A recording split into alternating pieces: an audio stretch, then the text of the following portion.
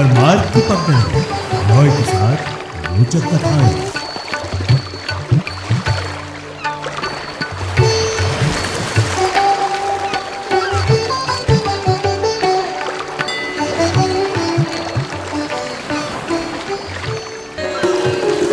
Royal FM पर रोचक कथाओं की श्रृंखला में नदी कथा के अंतर्गत आज चलेंगे सिंधु नदी घाटी के तट पर, यानी कि आज कथा सिंधु नदी की। एशिया और भारतीय उपमहाद्वीप की सबसे लंबी नदियों में शुमार है सिंधु नदी। संसार की प्राचीनतम नदियों में से एक है सिंधु नदी। इस नदी को इंडस के नाम से भी जानते हैं।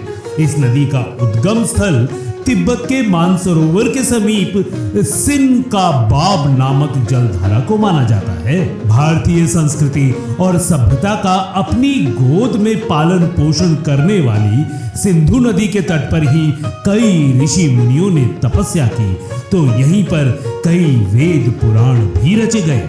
इतिहास में इस नदी का उद्गम कैलाश पर्वत के उत्तर में करीब 5000 मीटर की ऊंचाई पर माना जाता है। भारत और विश्व की प्राचीनतम नदियों में से एक अहम स्थान रखने वाली सिंधु नदी यानी इंडस नदी का उल्लेख रामायण महाभारत के साथ साथ वेदों में भी मिलता है। खासकर ऋग्वेद में वर्णित 25 नदियों में से सिंधु नदी का सबसे महत्वपूर्ण नदी के रूप में कई बार उल्लेख किया गया है। इस वेद में सिंधु वो इसकी अन्य 6 सहायक नदियों का संयुक्त रूप से सप्त सिंधवः नाम से उल्लेख है। सप्त सिंधवः के नाम से उल्लेख करते ही इसके अंतर्गत सिंधु नदी वो इसके वितस्ता, अस्किनी, परुष्णी, विपाशा, शतुद्री तथा सरस्वती नदी से मिलन का मार्मिक रूप से वर्णन किया गया है। ऋग्वेद में सिंधु नदी के प्रवाह व इसकी सहायक नदियों से मिलन को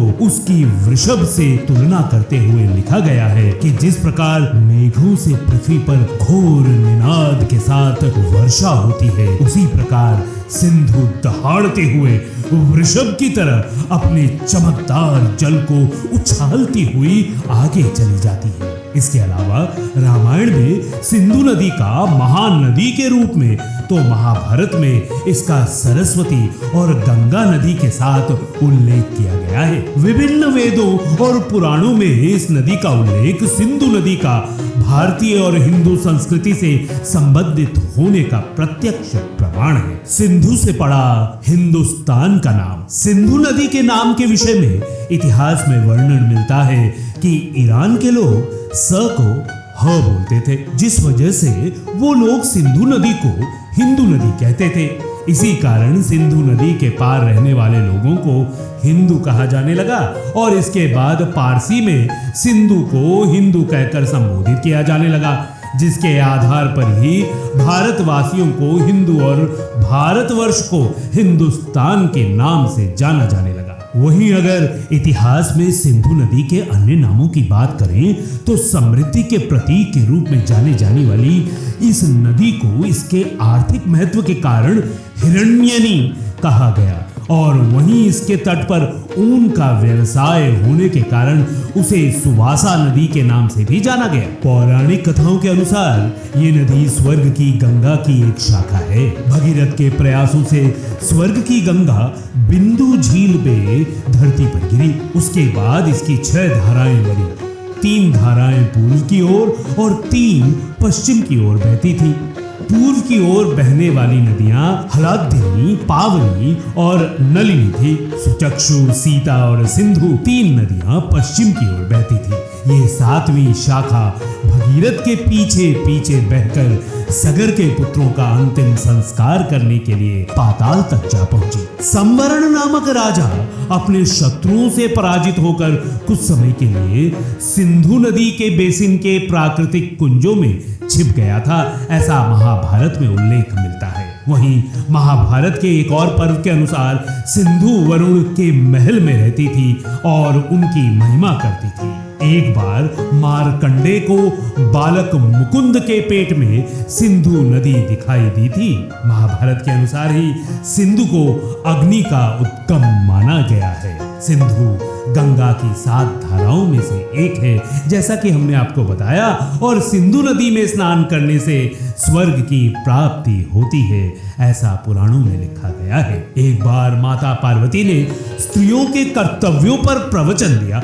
प्रवचन सुनने के लिए सभी नदियां वहां एकत्रित हुई थी और उपस्थित नदियों में सिंधु प्रमुख थी। सिंधु उन नदियों में से एक है जिसका स्मरण प्रतिदिन प्रातः और सायंकाल करना चाहिए, ऐसा महाभारत में लिखा गया है, और वो नदी है सिंधु। जैसा कि हमने आपको बताया कि ऋग्वेद में उल्लेखित सभी प्रमुख नदियों में कुभा, सिंधु, सुवास्तु, वितस्ता, अश्विनी, परुष्णी, विपाशा, शतुद्रु और सरस्वती का नाम प्रमुख है। अन्य पौराणिक कथाओं के अनुसार भारत के प्रारंभिक राजाओं में से एक इंद्र, संभवतः शचीपति, ने सिंधु नदी के प्रवाह को अन्य दिशा में मोड़ दिया था। इंद्र का शासन हिमालय के एक विशेष स्थान पर था। भारत की अधिकतर नदियां वहीं से निकलती थी। उन नदियों में उस काल में प्रमुख नदी सिंधु और सरस्वती थी।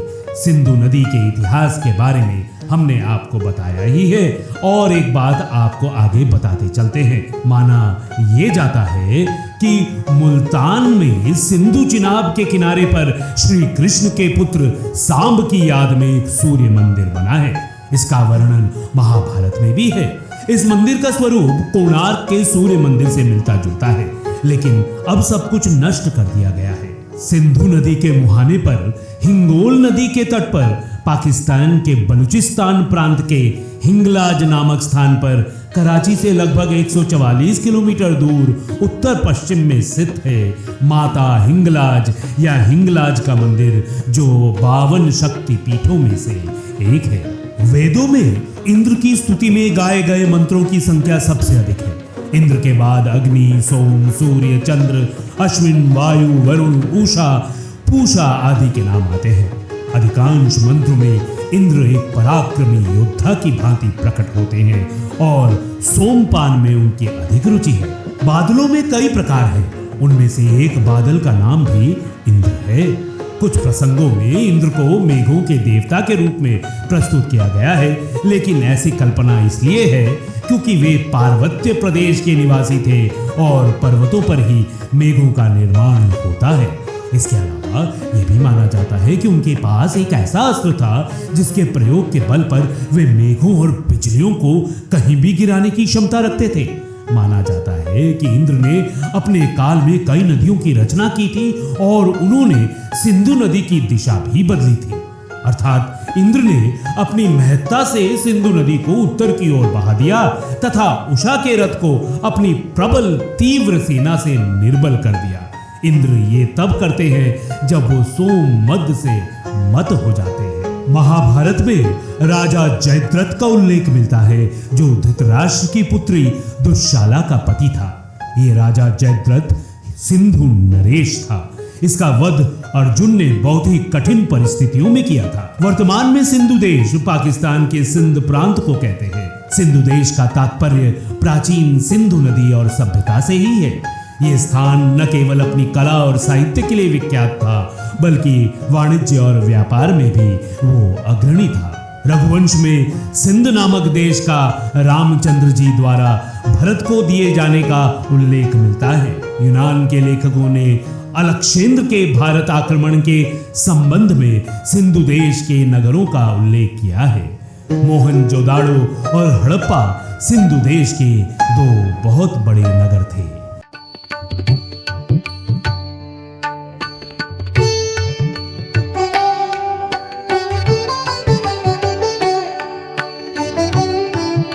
रॉय के साथ रोचक कथाएं, परमार्थ की पगडंडी।